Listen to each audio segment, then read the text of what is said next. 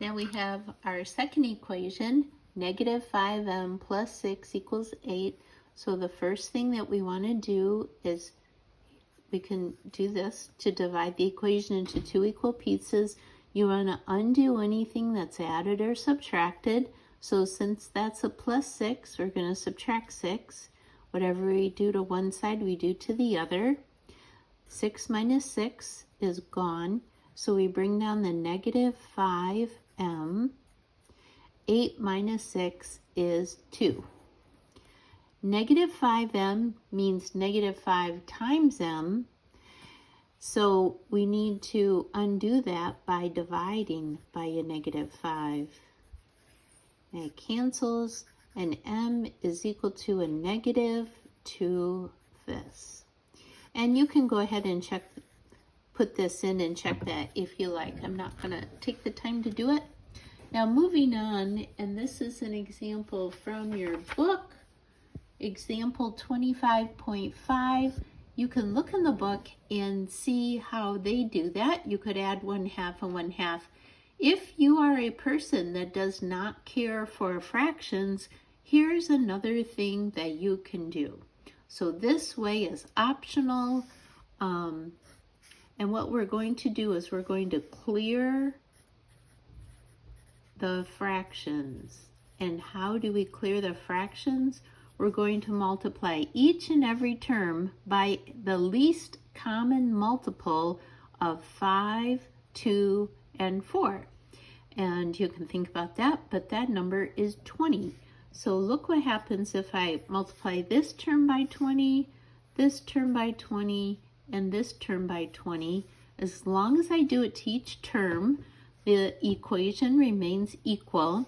And this is what happens whenever we have the 5 on the bottom, can cancel with the 20 on the top, and I'd have a 4.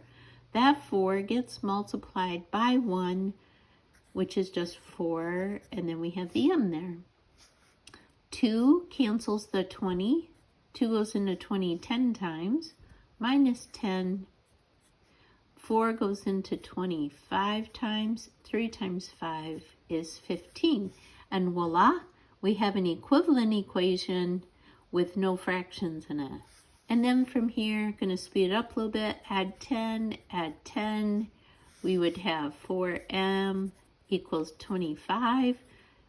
Divide by 4, divide by 4. It doesn't go in evenly, but that's okay. We would have m equals, you could leave it as 25 over 4, or you could say 4 goes into 25 6 times with 1 left over. Either answer is fine. Our last example is also from the book. Notice that we have decimal points in all of these. So the way the book shows you is you can add 0.2, add 0.2, then divide by 0.4.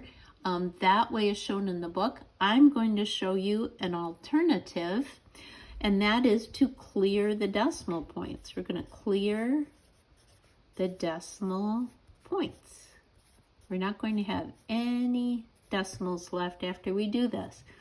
We are going to multiply each term by 10 or 100 or 1,000 or as many zeros as it takes to move that decimal point over twice. See, it only has to move once here, but it has to move twice here to make a whole number.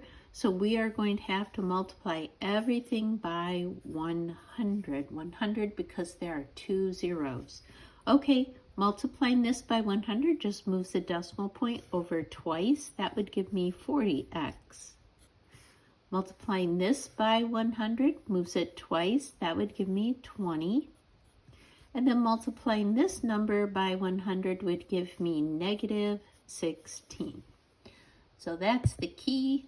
From here, you just proceed as normal. Undo anything that is added or subtracted to the side of the equation with a variable. That would be the minus 20, so the opposite or the undoing is plus 20. Cancel. 20 minus 16 gives us 4. We have 40x equals 4. Divide both sides by 40. And we get x is equal to, I can simplify this as 1/10, or I can write that as a decimal L25.1. All right, if you have any questions, let me know next Monday. We can go over some more of these. Thank you.